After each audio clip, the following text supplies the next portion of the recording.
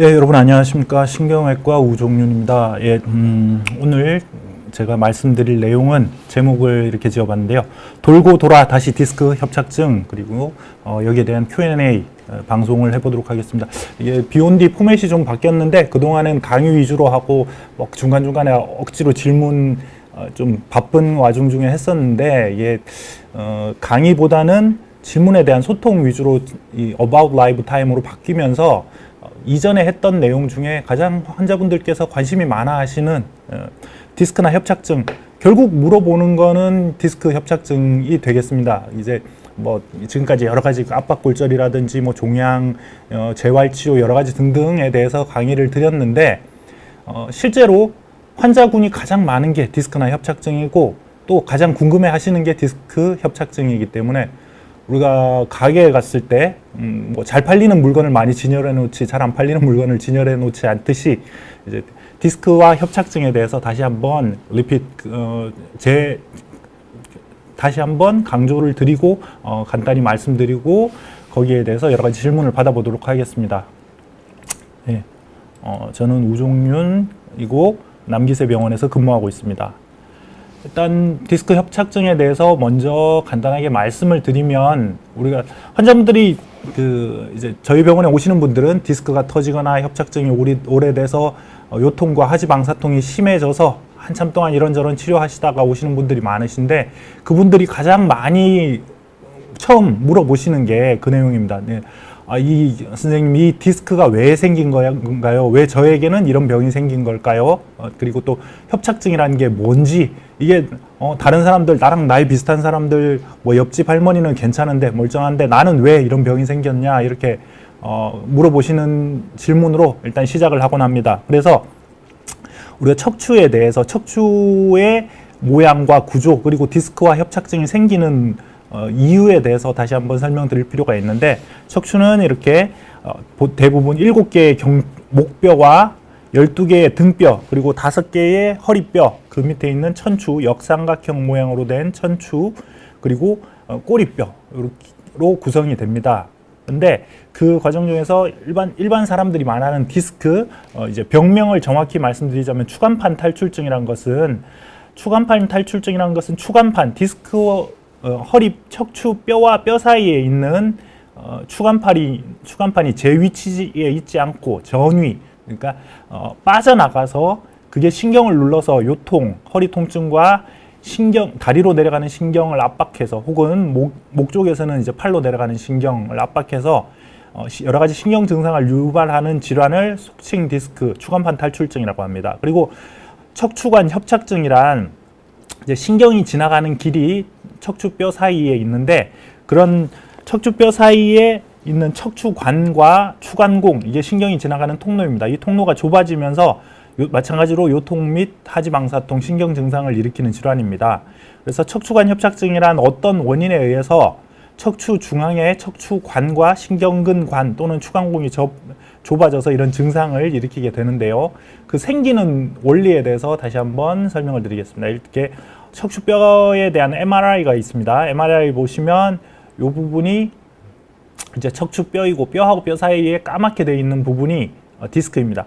정상적인 디스크는 색깔이 MRI를 찍었을 때 MRI 시퀀스, MRI의 여러 가지 종류 중에서 하나, T2 이미지라고 하는 이미지인데, 거기에서 정상적인 디스크는 가운데 부분은 하얗고 바깥 테두리는 까맣게 보이는 게 정상적인 소견입니다. MRI에서 정상 디스크 소견을 이제 축약을 하자면, 색깔이 이렇게 가운데 하얗고 바깥 테두리만 검게 보이고, 뼈와 뼈 사이에서 뼈가 끝나는 부분에서 디스크가 똑같이 끝나야 돼요. 이 뒤쪽으로 튀어나와서 신경을 누르고 있지 않아야 되고, 높이가 일정 이상 유지가 되어야 하는데, 여기서는 이분의 MRI에서는 다른 부분은 크게 나쁜 것이 없는데, 여기 제일 아래쪽에 있는 디스크가 보면 5번 요추와 천추 1번 사이에 있는 디스크가 높이가 많이 낮아져 있어요. 그리고 낮아져 있고 색깔도 까맣게 변화가 되어 있고, 그 위에 두 마디 3, 4번, 4, 5번도 색깔이 좀 검게 변해져 있는데, 이런 소견을 퇴행성 디스크라고 합니다. 그러니까 디스크가 낡았다는 뜻이죠. 정상적인 디스크는 어느 정도 높이가 유지가 되고 제 기능을 할 수 있게 그 우리 무릎 연골 닳듯이 디스크도 많이 써서 나빠지게 되면 닳아서 내려앉게 됩니다. 그래서 뼈와 뼈가 맞닿을 정도로 낮아지게 되고 그런 상태로 되는 걸 이제 퇴행성 디스크라고 하고 추간판 탈출이나 협착증의 전구 단계 이전 단계라고 볼 수가 있습니다. 디스크가 닳는다는 뜻은 이렇게 추간판의 퇴행성 변화가 진행된다는 뜻인데 이렇게 됐을 때 정상적인 디스크는 쉽게 말씀드리면 말랑말랑한 고무공 상태라고 생각하시면 돼요. 우리 애들 가지고 노는 탄성 있는 탄력 있는 고무공 상태. 그런 상태가 뼈와 뼈 사이에 있으면서 충격 흡수를 해주는 역할을 하는 건데 그런 물질이 이게 상태가 나빠져서 그 고무공 역할을 하는 가운데 부분의 수핵, 디스크의 수핵 부분이 수분이 빠져나가게 돼서 푸석푸석하게 변하게 되고 그러면 낡아서 점점점 이제 디스크 물질이 분해가 돼서 사라지게 되고 높이도 낮아지고 가운데 빈틈이 많아지고 수분이 없어지니까 탄력이 떨어지게 되고 이러면서 망가지게 됩니다. 망가지면서 충격 흡수가 안 되니까 그런 충격 흡수가 안 되는 걸로 인해서 또 디스크 자체와 주변의 뼈에 많은 충격이 가해지게 되고 그러면서 디스크와 뼈 상태가 척추 뼈 상태가 모양이 변하고 나빠지게 되는데 이런 걸 이제 퇴행성 디스크 질환이라고 합니다. 그래서 그런 디스크 상태가 나빠지면 허리를 딱 받쳐주는 중심축을 잡아주는 역할을 제대로 못하기 때문에 점점점 척추의 불안정성, 그러니까 제대로 버티는 능력이 감소하게 되고 그런 불안정성이 증가하게 되면 사람 몸이라는 게 이제 어디가 나빠지게 되면 그걸 보상성으로 잡아주려고 노력하게 됩니다. 그래서 디스크 상태가 나빠지면 안정성을 유지하기 위해서 뼈와 뼈 사이를 연결하게 되는 황색인대라는 게 있는데 그 황색인대는 조금 이따가 이제 사진에서 설명을 드리겠는데 그런 황색인대가 인위적으로 두꺼워지게 됩니다. 두꺼워지게 되고 척추 뼈 뒤쪽, 디스크 말고 그 뒤쪽에 있는 추간 관절이라는 부분이 점점 이제 뼈가 두꺼워지게 되는 거죠. 그렇게 되면서 이게 힘을 받치는 역할을 유지하려고 합니다. 그러면서 안정성을 잡아주려고 하는 게 되는데 근데 이런 퇴행성 디스크가 진행되다가 디스크의 안쪽 부분과 바깥쪽 부분 중에서 안쪽은 수액이라는 부분인데 그런 수액이 점점점 낡게 되는 상황에서 수액을 딱 잡아주고 있는 섬유륜이라는 부분이 찢어지게 되면 수액이 그 사이로 튀어나오게 됩니다. 상태가 나빠진 수액이 튀어나오게 되면서 튀어나와서 신경이 지나가는 길로 밀고 들어가서 신경을 누르게 되면 추간판 탈출증, 속칭 말하는 디스크고요. 그런 추간판 탈출증이 급성으로 생겨서 증상을 일으키지 않더라도 점점점 인대가 두꺼워지고 황색 인대가 두꺼워지고 후관절이 두꺼워지는 게 진행되면서 신경관이 좁아지게 되면 좁아진 신경관 안에서 신경이 눌리면서 증상을 일으키는 걸 척추관 협착증이라고 합니다.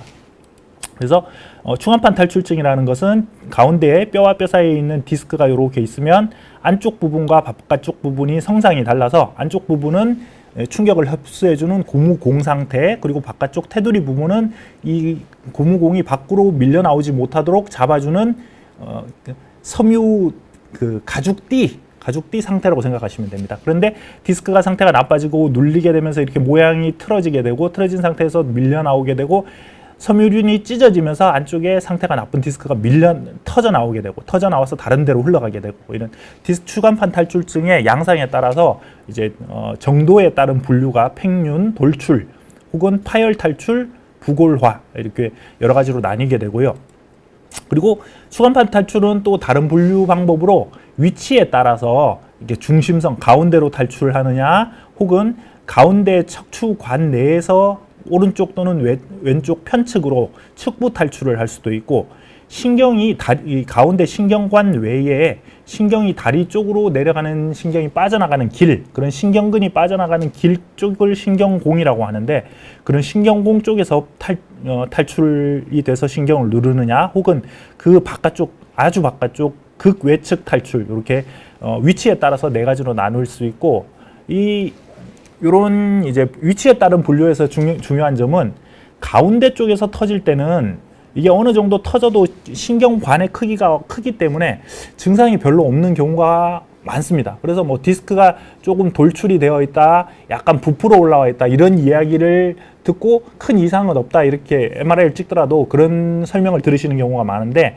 그런 경우는 이제 중심성 탈출인 경우고 이때는 대부분 하지 방사통보다는 요통, 허리 통증을 주로 호소하시게 됩니다. 그럼 뭐 수술까지 가야 되는 이런 경우는 드물고요. 그러나 동일한 크기의 추간판 탈출이 발생을 하더라도 이게 측부 탈출이 되거나 신경공 탈출 그리고 극외측 탈출이 될 경우에는 이 길 자체가 좁기 때문에 조그만 덩어리가 빠져나오더라도 신경을 아주 심하게 누르고 거기에서 꽉 끼어서 통증이 심한 경우가 많고, 이런 경우에는 수술까지 가야 되는 경우가 허다합니다. 예. 그래서 추간파랑의 구성은 앞에서 말씀드렸던 것처럼 수액과 섬유륜 그리고 뼈 쪽에 위아래 뼈 쪽에 위치하는 종판이라는 부분으로 나뉘어지게 되고, 여기서 이런 뭐 척추의 모양인데 이것까지 자세히 알 필요는 없고, 이제 추간판 탈출의 예시를 보여드리자면 이렇게 신경관 내에서 한가운데로도 많이 튀어나와 있고, 특히 이 부분은 왼쪽 측부 탈출이 심해서 왼쪽 하지 방사통이 심하셨던 분입니다. 이렇게 눌리게 돼서 이런저런 치료를 하는데 허리 디스크에 대한 치료는 뭐 기본적으로 물리치료, 약물치료, 우리가 또 도수치료 그리고 신경 주사 치료, 뭐 근이완제 등 여러 가지 수액 치료 등을 할 수도 있고 여러 가지 치료를 하는데 뭐 견인 치료 같은 걸 할 수도 있겠죠. 그러나 그런 방법을 써서도 안 되는 경우에는 이제 마지막으로 수술까지도 하기도 하고요. 그래서 이분은 수술을 해서 이렇게 오른쪽으로 튀어나온 디스크에 대해서 수술을 해서 앞에서 신경을 누르고 있는 부분을 제거를 해준 상태였고요. 그리고 척추관 협착증이라는 건 앞에서 말씀드렸다시피 디스크가 퇴행성 변화가 생기면서 상태가 나빠져서 그것이 급성으로 터져서 증상을 일으키진 않지만 디스크 상태가 나쁜 걸 보상해주기 위해서 우리 몸 안에서 균형을 잡아주기 위해서 힘을 받쳐주기 위해서 다른 구조물들이 비후가 되는 겁니다. 여기 보시면 이 척추뼈 신경관 뒤쪽에 있는 검은 부분, 이게 황색 인대라고 하는데, 황색 인대라는 게 원래는 이렇게 두껍지가 않아요. 여기 디스크 추간판 탈출이 있으시던 분에서 볼 때처럼 이렇게 얇게 뼈와 뼈 사이를 이어주는 그 황색 인대가 있는데, 이분 같은 경우에는 황색 인대가 한 뭐 4-5배 이상 두꺼워져 있습니다. 그러면서 앞쪽으로 치고 들어가 있어요. 신경관 쪽으로. 그래서 신경관을 좁게 만들고, 이분은 또 이제 척추뼈 후관절이 같이 비후가 되어 있는 상태입니다. 이렇게 되면 신경을 누르면서 뒤에서 누르면서 신경을 압박해서 디스크와 마찬가지로 요통과 하지 방사통을 유발시키게 되고, 그래서 이런 경우에 이제 그 디스크 협착증을 신경길을 넓혀주는 감압술을 시행한 케이스입니다. 이렇게 보시면은 신경이 까맣게 뭉쳐져서 안 보이다가 넓게 신경길이 넓게 된 걸 보실 수 있는데, 자, 우리가 디스크와 협착증의 차이는 보통 디스크 같은 경우에는 젊은 분들에게서 많이 생깁니다. 이제 나이로 따지자면 뭐 노인분들에게 디스크가 안 생긴다 이 말은 아니고, 주로 젊은 사람이 급성으로 통증이 발생하는 경우는 디스크가 많아요. 그리고 협착증 같은 경우에는 나이가 많으신 분들, 적어도 뭐 60, 70대 이렇게 50대부터 진행되는 분들도 있지만 서서히 진행돼서 어느 정도 이상 나이가 되셨을 때 그때부터 증상이 나타나는 경우가 많고, 추간판 탈출 디스크 같은 경우에는 증상이 주로 뭐 요통이나 하지 방사통을 일으킨다는 것은 비슷하지만, 그 추간판 탈출증 같은 경우에는 갑자기 쓰는 통증이 생기는데 앉았다 일어난다든지 허리를 돌린다든지 이렇게 자세를 바꿀 때 다리 쪽으로 쫙 뻗치는 듯한 급성 통증이 생기고, 살살 이렇게 통증을 좀 다스려주면 어느 정도 풀리고 좋아져서 또 한동안 괜찮고, 이런 식으로 통증이 나타나고, 협착증 같은 경우에는 평소에 몸을 이렇게 틀거나 움직일 때는 큰 통증이 없는데 허리를 똑바로 펴고 서 계시거나 한참 서 계시거나 걸어 다닐 때 통증이 심하셔가지고, 그러니까 주로 허리를 직립한 상태에서 통증이 심하고 오래 걷지 못하는 증상을 그러면서 요통과 하지 방사통이 생긴다는 그런 특징이 있습니다. 특히 걷다 보면 나도 모르게 자꾸 이렇게 허리를 숙이게 돼요. 앞으로 숙이게 되고 쉬었다가 하고 싶고, 앉아 있다가 조금 앉아서 쉬시면은 또 풀리고 좋아져서 다시 보행을 하시게 되는 이런 양상의 통증이 나타납니다. 뭐 100% 일치하는 건 아니지만 특징적인 양상이 그렇습니다. 그게 이유가, 협착증 같은 경우에는 신경관이 좁아져 있고, 그런 좁아진 신경관이 허리를 이렇게 앞으로 숙이게 된다면 신경관이 조금 넓어집니다. 신경관과 신경공이 조금 넓어지게 되는 효과를 일으켜서 앞으로 이렇게 꺾구정하게 계시면은 조금 풀려요. 하지만 허리를 똑바로 세우고 계시게 된다면 이제 점점점 눌리는 신경 압박이 더 심해지셔가지고 통증이 유발되게 됩니다. 그리고 이제 그 요추 유압술 환자분들이 이제 말씀하시는 허리에 철심 박는 수술, 뭐 수술 중에서도 가장 최후의 단계에 하는 수술이라고 말씀드릴 수가 있는데, 이런 요추 유압술이라는 것은 디스크나 협착증의 상태가 아주 심한 경우에, 특히 신경공과 신경관이 한꺼번에 압박이 돼서 눌리는 경우에는 어쩔 수 없이 이게 이 증상 해소 이후에 척추가 흔들리는 것을 예방하기 위해서 어쩔 수 없이 이렇게 나사못을 박아서 고정하는 수술입니다. 여기에 대해서 뭐 자세히 설명드릴 필요는 없을 것 같고, 이렇게 척추뼈가 어긋나 있는 경우에, 앞뒤로 어긋나 있어서 협착증이 심해지셔가지고 어쩔 수 없이 유압술을 해야지 결국 좋아지게 되는 경우가 있습니다. 여기까지 설명을 좀 드렸고, 이제 뭐 다른 선생님들이나 이제 제가 이전에 했던 강의에서도 많이 말씀드렸던 내용이고, 다시 한번 상기시켜 드린 내용인데, 여기에 대해서 여기까지 설명을 드리고, 이제 그 시청자분들이 이제 여러 가지 질문하시는 거에 대해서 답변을 좀 드려보겠는데요. 디그시언님, 몇 년 전에 타일 무게 나가는 작업을 하다가 허리에서 뚝 하고 끊기는 소리 나고 허리 굽히는 걸 한동안 못했었다. 이러신데, 예, 질문 다시 보여주세요. 이제는 조금만 허리 쓰거나 무거운 거 들다 보면 허리가 금방 지친다. 허리를 더 이상, 그러니까 요통이 자주 발생하신다는 건데, 그런 경우에는 이제 갑작스런 통증은 두 가지 중에 하나입니다. 이제 디스크에 어떤 이상이 생겼거나, 혹은 갑작스런 근육통, 우리가 허리 삐끗한다고 그러죠. 뭐 쉽게 말해서 허리 삐끗하거나 허리에 담 들린다고 하는데, 그런 변화로 인해서, 그런 근육의 변화로 인해서 통증이 생겼을 가능성이 많은데, 단순 근육통이라면 그 통증을 여러 가지 치료를 통해서 잘 다스려 준다면 잘 재발이 되지는 않습니다. 그러나 지금 말씀하시는 것처럼 허리를 쓰거나 무거운 물건, 이렇게 허리를 주로 숙이는 자세를 말씀하시겠죠. 그리고 숙이고 난 다음에 들어 올릴 때 중량이 허리에 가해질 때, 그럴 때 금세 허리가 피로해지고 통증이 생긴다면 단순 근육 문제보다는 디스크 자체의 변성, 퇴행성 변화가 생겼을 가능성이 높습니다. 그 원인이 되는 것은 그때의 충격으로 인해서 그러실 것이고, 이런 것을 퇴행성 변화가 급격하게 생기는 것을 우리가 이제 또 지칭하는 말이 있는데, 추간판에서 그 퇴행성 변화가 급격하게 생기는 경우가 있어요. 그러면서 섬유륜 파열이 되는 경우가 있습니다. 그러면 뭐 튀어나와서 신경을 심하게 누르지는 않더라도 섬유륜의 변성이 생기면서 그 이상이 생기는 경우에는 이런 통증을 계속 유발시킬 수가 있고, 거기에 대해서는 뭐 결국 자세히 검사를 해보시고, 그 검사 결과를 바탕으로 어떤 치료, 여러 가지 치료, 이제 뭐 통증 치료를 한다든지, 섬유륜이 심하게 찢어지고 디스크의 퇴행성 변화가 심한 경우에는 이제 우리가 요즘 하는 시술 같은 걸 한다든지, 혹은 디스크가 심하게 튀어나와서 신경을 누르고 있다면 그 튀어나온 부분을 제거해주는 수술을 한다든지, 이런 여러 가지 치료를 할 수가 있고, 또 혹은 수술적 치료가 아니더라도 신경 통증 주사를 통해서 통증을 조절하면서 재활 운동 치료를 해서, 디스크가 나쁜 것을 호전시킬 수는 없겠지만 허리 근력, 코어 근육을 강화시키는 운동 재활 치료를 통해서 이런 증상 유발을 예방한다든지 그런 치료를 해볼 수가 있습니다. 일단 뭐 병원 오셔가지고 검사를 받아보시는 게 좋겠네요.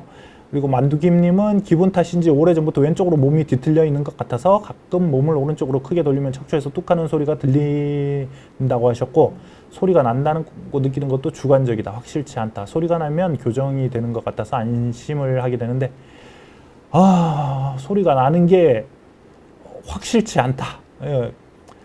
주관적인 증상을 말씀을 하셨고, 그것마저도 확실치 않다고 하셨는데, 그러면 확실한 답변을 드릴 수가 없습니다. 뭐 이런 질문만으로, 인터넷상에서 물어보는 글을 통한 소통을 통한 질문만으로는 제가 어떤 답변을 드리기가 힘들겠네요. 여기에 대해서는 조금 더 자세한 질문을 해주시거나, 아니면 이제 병원에서 직접 의사에게 보이고 그 상태를 보고 진단을 받으시는 게 좋겠습니다. 그리고 이미경님, 환자분이 4, 5, 6번 협착증, 이런 경우에는 4, 5, 6번이라기보다 4번, 5번 사이, 5번과 천추 사이 협착증을 말씀하시는 것 같은데, 이런 협착증이 있는데 요즘 들어 발바닥 열감과 통증 때문에 생활이 불편합니다. 협착과 발열감, 통증. 보통 협착증인 경우에는 이전 앞에서 설명드렸던 것처럼 주로 나타나는 증상이 이 보행 시의 통증, 하지방사통, 엉덩이 쪽 둔부 통증과 다리 쪽으로 내려가는 통증이 많이 생기고요. 그리고 감각 이상이 있습니다. 다리의 감각이 이제 둔해진다거나, 혹은 말씀하신 것처럼 열감 그리고 뭐 자결통이라고 해야 되나 이게 아주 뜨거운 느낌이 심하면서 다리가 타는 듯한 통증 이런 증상이 있으실 수가 있고 혹은 그렇지만 대부분의 협착증 같은 경우에는 이제 위에서부터 타고 내려와서 아래쪽까지 뻗치는 듯한 통증이 있을 수가 있는데 단순히 엉덩이, 허벅지, 종아리 다 건너뛰고 발 쪽으로만 통증이 오는 경우는 좀 드물 수가 있습니다.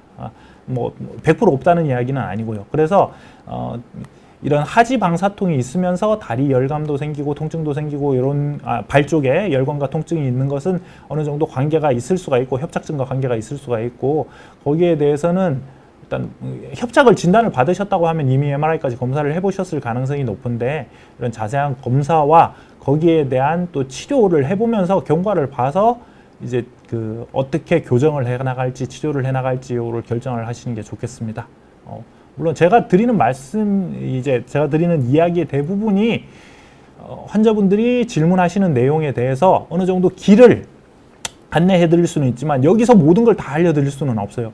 뭐 환자 제대로 보지도 않고 글만 가지고 거기에 대해서 답변을 드린다고 하면 제가 점쟁이도 아니고 그걸 다 정확한 진로를 알려드릴 수는 없고 대충 이런 상태이니까 어떤 병원에 가봐라, 병원에 와서 지체를 받아봐라 이런 내용 혹은 또 어떤 검사를 해봐라 이건 검사할 필요 없다 이런 경우에는 단순히 어떻게 치료를 해야 된다 이 정도까지는 알려드릴 수 있겠지만 처음부터 끝까지 A부터 Z까지 다 알려드리기는 힘들겠습니다. 그 점 이해를 부탁드립니다. 그리고 악어새 박진원님, 친정아버님이 89세, 이제 연세가 많으신데 디스크가 튀어나와서 약물 치료만 하고 계시고 건강한 편이시고 몸이 삐뚤어지셨다.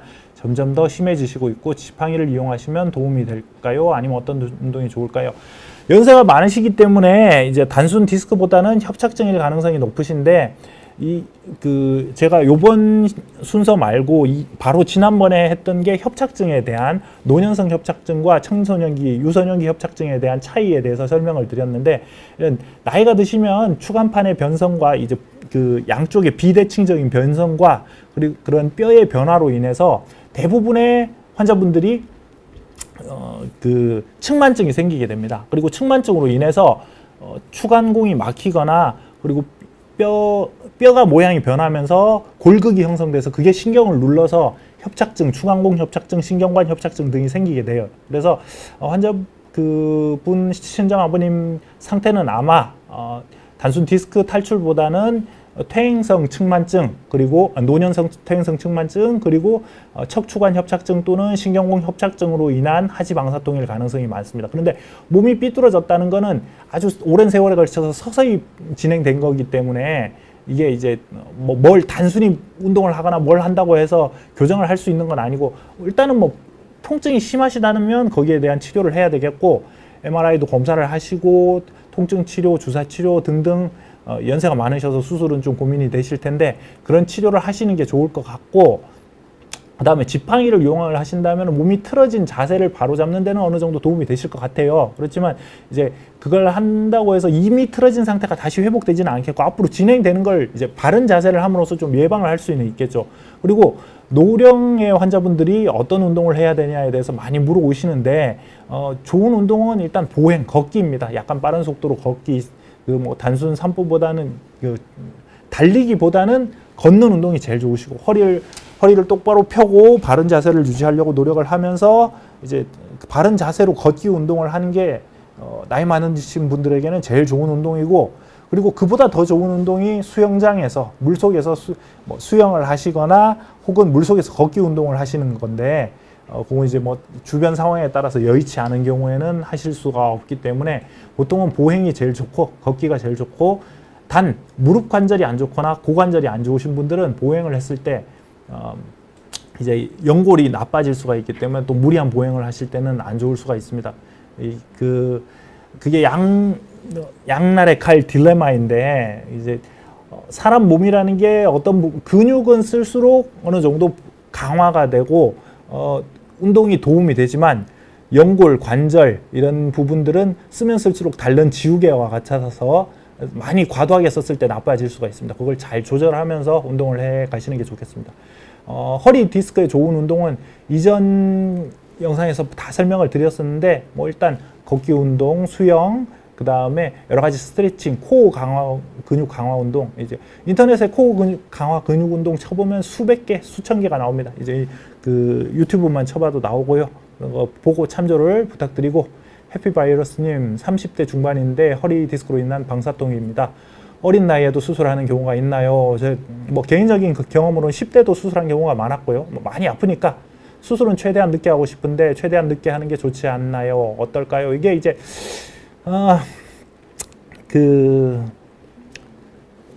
이렇게 뭐 좋은 점과 나쁜 점이 있습니다.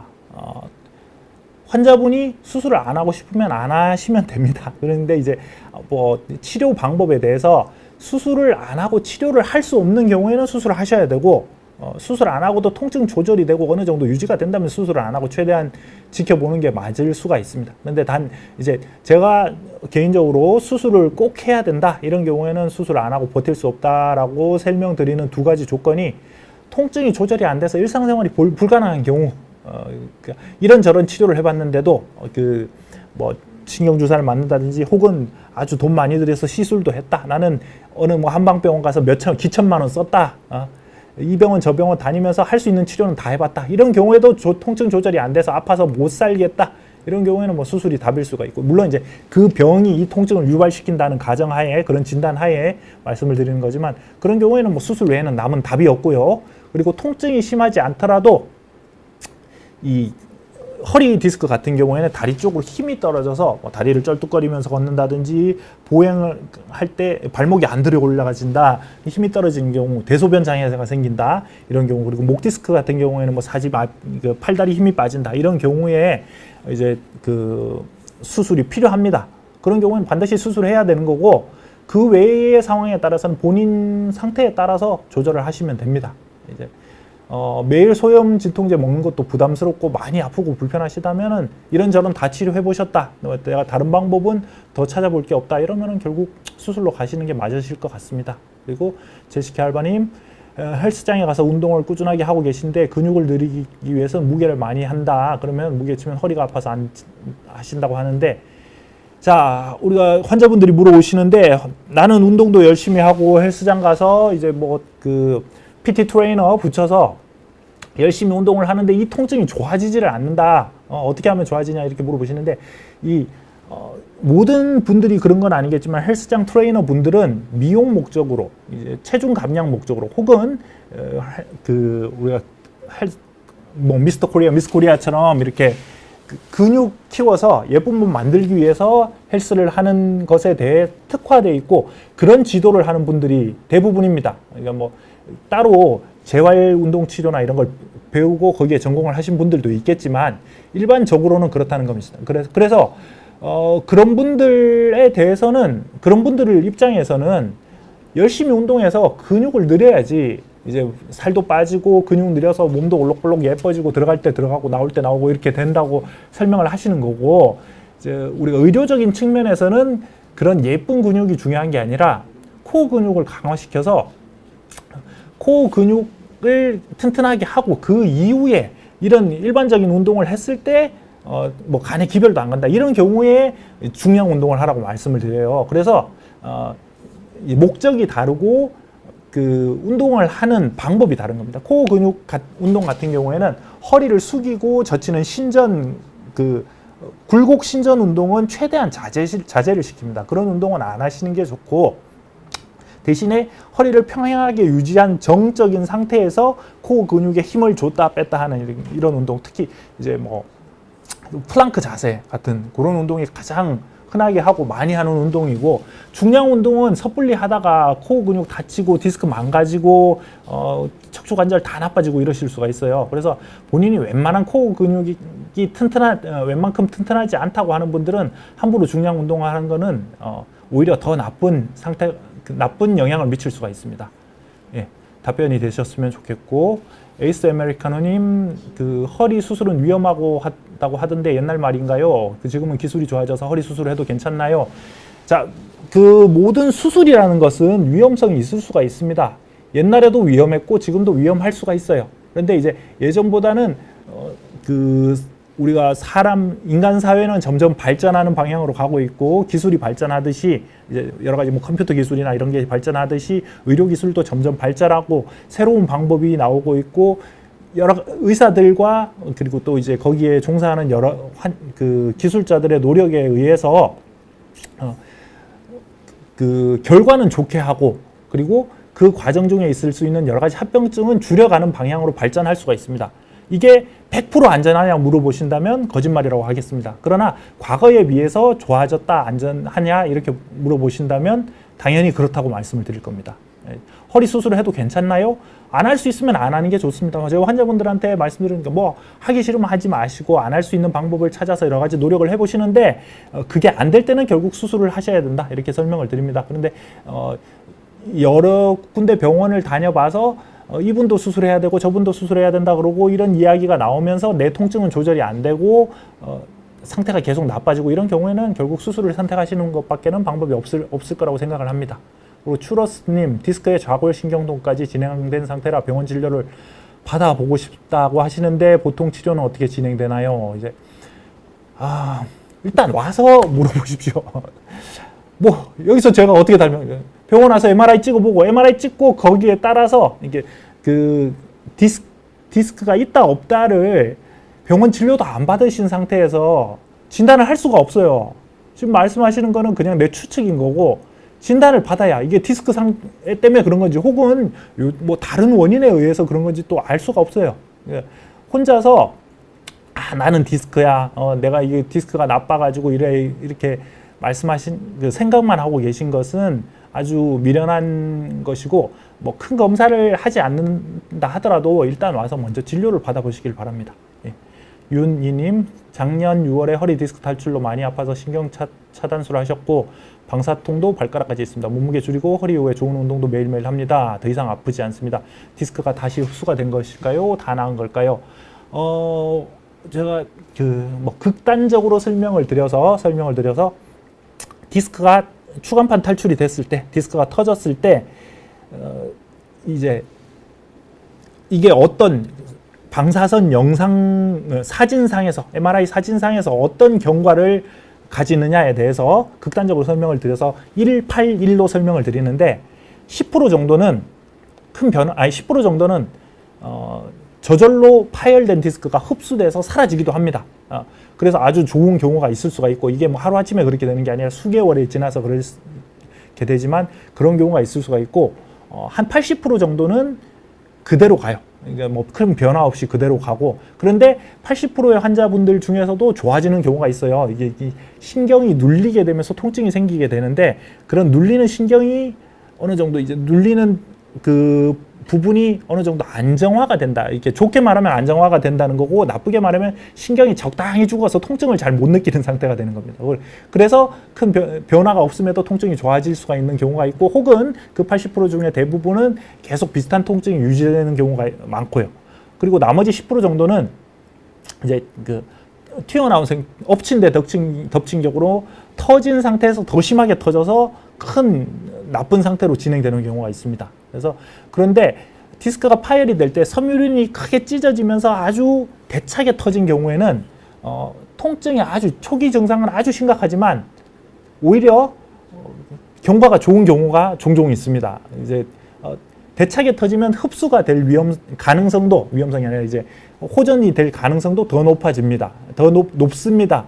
그래서 아주 심하게 아프다가 어느 순간에 이거 감쪽같이 좋아졌네 이래서 MRI 찍어보면 다 흡수가 된 경우가 있어요. 그런 분들은 이제 뭐 여기저기 인터넷 커뮤니티에 글 올리고 마치 내가 열심히 노력해서 이렇게 나는 이뤘다 영웅담을 적고는 하시는데 이제 환자분들은 다 그런 글만 보고 바라고 이제 나도 이렇게 되었으면 좋겠다 이렇게 치료해 주세요 이렇게 말씀을 하시곤 하는데 병원에 오셔가지고 그런 경우가 있습니다. 그러나 거기에 대한 진단은 다시 MRI를 찍어봐야 알 수가 있겠죠. 그런데 증상이 없으시다면 아픈 게 없고 다른 뭐 신경학적 이상도 없고 증상이 없으시다면 나은 거로 봐야 되겠죠. 치료가 된 걸로 봐야 됩니다. 자, 잠시만 물 좀 마시고 진행을 하겠습니다.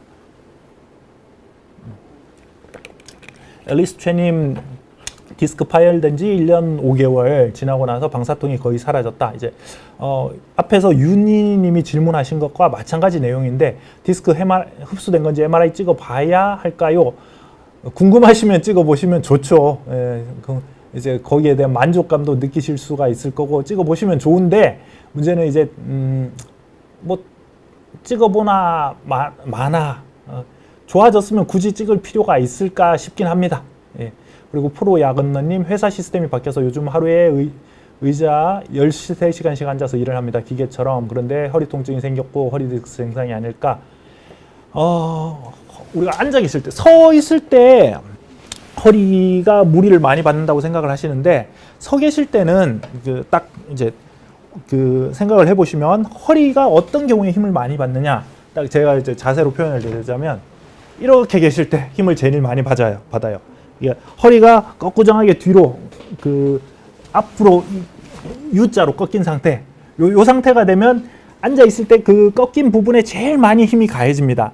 그런데 서 계실 때는 발바닥, 발목, 무릎, 엉덩이, 고관절, 허리 이런 부분에 나누어 분산돼서 힘이 분산돼서 힘을 받아서 디스크가 받는 힘도 그만큼 여러 관절에 분산이 되는 거죠. 그런데 이렇게 분산되는 상태로 있으면 허리가 나빠지는 것도 천천히 나빠지고 무리가 덜 가는데 앉아서 오래 똑같은 자세로 앉아 계신다고 하면 하나의 근육만 계속 힘을 받게 되고 그 근육이 빨리 피로해지면 디스크로 직접적인 힘이 가해지고 그만큼 디스크가 빨리 나빠지게 됩니다. 이렇게 환자분들한테 말씀을 드릴 때 오래 앉아 계시는 자세가 당연히 안 좋고 또 특히 나쁜 자세로 앉아 계시는 상태가 안 좋다 이렇게 말씀을 드리는데 그러면 뭐 나는 일해야 되는데 어떻게 해야 되냐, 내가 이렇게 해야 먹고 사는데 어떻게 하냐 이렇게 말씀을 하시는데 그러면 저보고 어떠란 말입니까?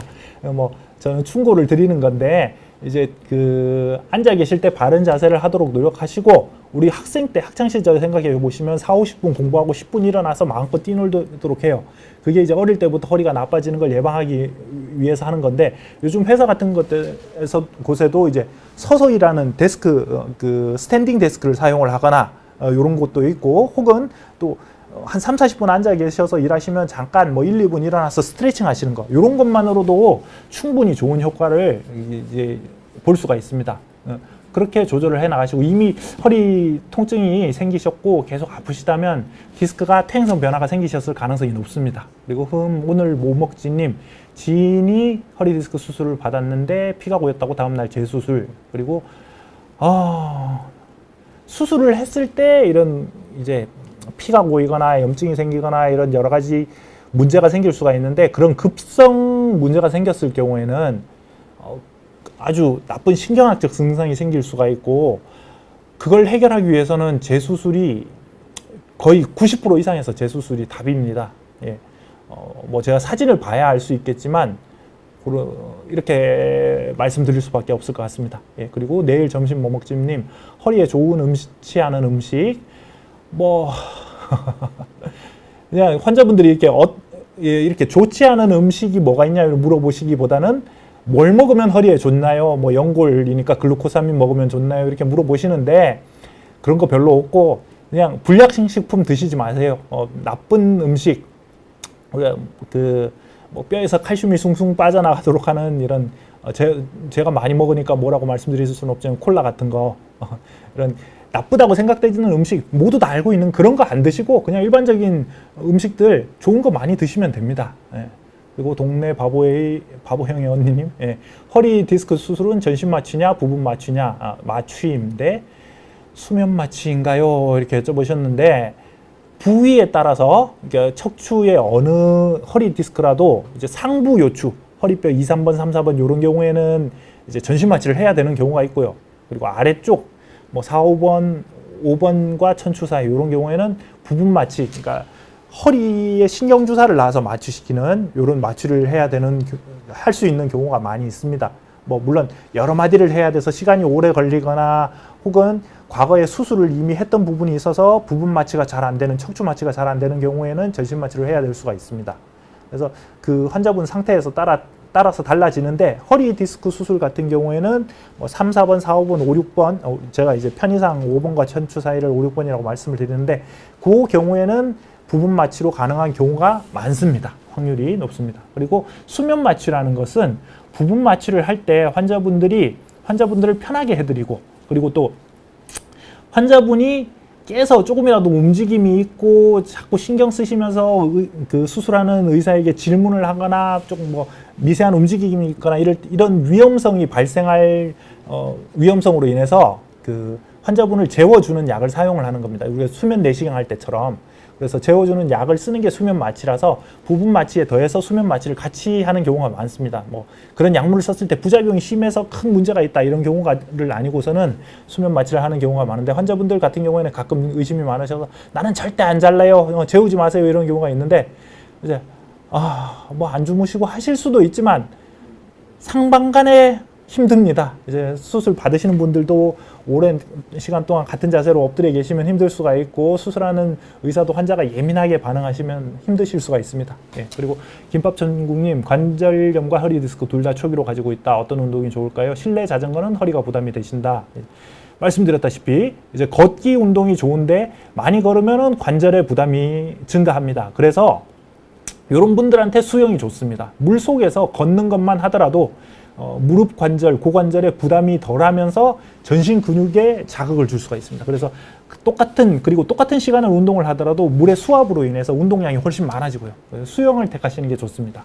그리고 JM님, 사무실에서 사용하는 책상 높이, 의자 높이는 어느 정도가 적당한가요? 팔이 책상보다 낮으면 안 되나요? 이제 책상보다는 의자 높이가 중요한데, 의자 같은 경우에는 우리가 무릎이 90도로 되면서 허리가 이렇게 무릎 관절이 딱 90도로 꺾이는 정도가 되는 높이로 올리는 게 좋고, 그 다음에 책상 높이는 보통 이제 어깨가 필요하지 않도록 너무 높은 것도 안 좋고 너무 낮은 것도 안 좋겠지만, 요건 이제 어깨 관절에 맞춰서 책상 높이를 정하셔야 되겠고, 책상 높이와 또 다르게 중요한 것들이, 요즘 이제 컴퓨터 작업을 많이 하시니까 컴퓨터 모니터의 높이가 그 고개를 들었을 때 상방, 눈의 각도가 한 상방 10도에서 15도 정도, 5도, 10도 이 정도 되는 게 적당하십니다. 그 정도 각도를 맞추시는 게 좋고요. 탁구의 왕자님 강의, 예, 감사합니다. 그리고 탁구 하루 3시간씩 주 5회 치는데 가끔 온몸이 두드려 맞은 것처럼 아프고 백쇼트 할 때 허리가 많이 아파서 일할 때 집중이 안 됩니다. 잠시만요.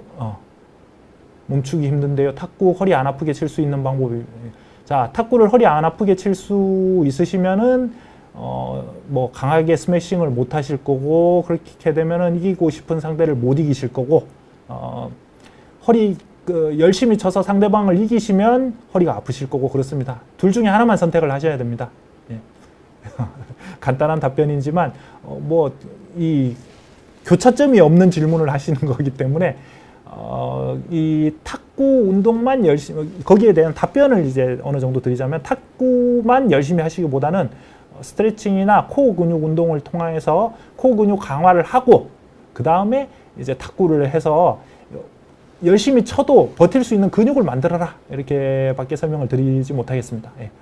사오정 발산 기습 곰발 냄새님, MRI 찍어 보셨고 통에 들어가서 봤는데 소리 나고 공포증, MRI를 수면으로, 예, MRI 찍을 때 우리가 이제 그 수면 내시경 할 때처럼 약물을 써서 그 폐쇄 공포증이 심하신 분들에게 그렇게 검사를 하기도 하는데, 이게 이제 약물을 과량으로 사용을 하거나 이랬을 때 위험성이 있을 수가 있기 때문에 웬만해서는 안 하고, 참으실 수 있으면 참는 게 좋은데, 반드시 검사를 해야 되는데 정말 참기 힘들고 이제 그런 분들에게는 수면 약물을 써서도 검사를 진행을 합니다.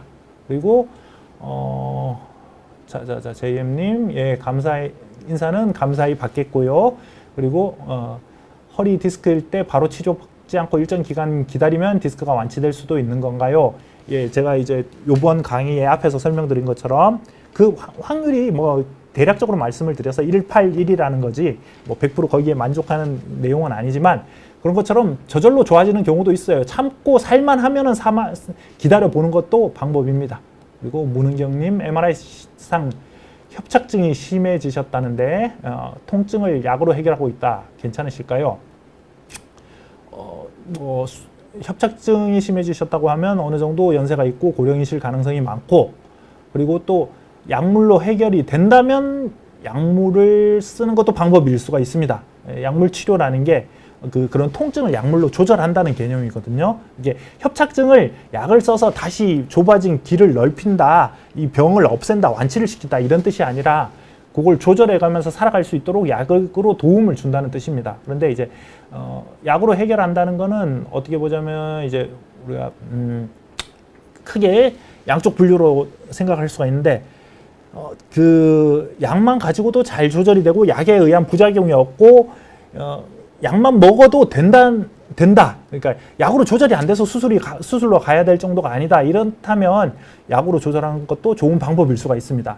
그러나 약을 과하게 드셨을 때 몸에 무리가 된다든지 뭐 그걸로 인해서 소염 진통제 이런 거 많이 드셔서 쉽게 뭐 나쁜 상황에서 위장 빵꾸 난다 이런 뭐 간에 무리가 간다 이런 부작용이 생기지 않는 이상에는 약으로 조절하는 게 방법일 수가 있고, 혹은 약으로도 조절이 안 되는데 억지로 약으로 해결하는 거는 도움이 되지가 않고요.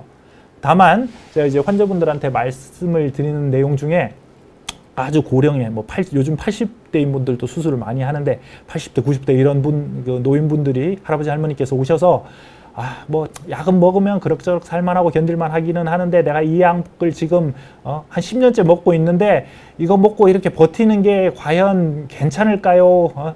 약 먹고 몸에 큰일 나는 거 아닐까요? 이렇게 여쭤보시는 경우가 많이 있습니다. 그럴 때 이제 설명드리는 게, 어머니, 아버님, 약 안 먹고 아프신 것보다는 약 드시고 편하게 지내시는 게 좋고, 약만 먹고도 견디실 만하다 그러면은 그걸로 조절하시는 게 좋을 연세입니다. 그리고 또 이제 수술의 위험성이 높기 때문에 약으로 조절이 된다면 아주 그게 이제 축복일 수도 있습니다. 그리고 지금까지 뭐 10년이나 약 드셔 오셨는데 큰 부작용이 없으셨다면 앞으로도 없을 가능성이 높은 거고, 다만 약 부작용은 이렇게 장기간 약 복용을 하셨으면 언제든지 생기실 수가 있기 때문에 따로 이렇게 중간중간 검사를 하는 것도 좋고, 혹은 1년에 한 번씩 이제 연세가 드시면 1, 2년에 한 번씩 건강검진을 하시는데, 건강검진을 할 때 가셔가지고 내가 꾸준히 진통제 먹고 있고 이런 게 있는데 뭐 간이 안 좋은지 신장이 안 좋은지 혹시 위내시경 하시니까 위내시경, 장내시경 하시니까 그런 거 잘 봐달라 이렇게 말씀해서 중간중간 이제 건강 상태를 챙겨보고, 거기에서 문제가 없다, 뭐 피검사도 이상이 없다 그러면은 그냥 약 드시고 잘 지내시면 됩니다. 이렇게 설명을 드립니다. 예, 좋은 답변이 되셨는지 모르겠습니다. 예, 자, 그리고 이제 고촌날다란지님, 다리 꼬는 거 안 좋고요. 반대쪽 꼬는 거 안 좋습니다. 이제 시간이 다 돼서 빨리 진행을 하겠는데, 꿀잼 이야기만 함님, 자, 바보사랑님, 허리가 아프면서 다리도 아프다. 그러면 허리 질환일 가능성이 높습니다. 마지막으로 꿀잼 이야기님, 30대 초반 남성인데 허리가 굴릴 때 아파서 MRI 찍으셨는데 퇴행성 관절염, 신경성형술 심하지 않다. 다른 병원에서는 심하지 않다. 자, 신경성형술을 권하는 경우는 일반적으로 디스크가 아주 심하지 않고 수술까지 반드시 가지 않아도 되는 경우가 많습니다. 그래서 이게 우선 보존적 치료를 해보고, 그걸 신경성형술이 그렇다고 뭐 과도하게 무조건 비싸기만 하고 나쁜 해악이 되는 것은 아니기 때문에 일단 보존적 치료 해봐서 그걸로 효과가 없다면 그 다음에 신경성형술을 고려를 해보시는 게 좋습니다. 이제 순차적으로 하는 거죠. 그러니까 두 번째 병원에서 심하지 않다. 뭐 물론 이제 심한 정도를 의사마다 다르게 생각을 하고 그걸 제가 사진을 보지 않았기 때문에 말씀을 드릴 수는 없겠지만, 이런 소견이라면은 이제 보존적 치료를 먼저 해보시고 그게 효과가 없다면 그다음 신경성형술도 한번 고려를 해보시는 게 좋을 것 같습니다. 예, 이상 여기까지 설명을 드리고 다음번에 또 다른 제목으로 한번 만나보도록 하겠습니다. 감사합니다. 네.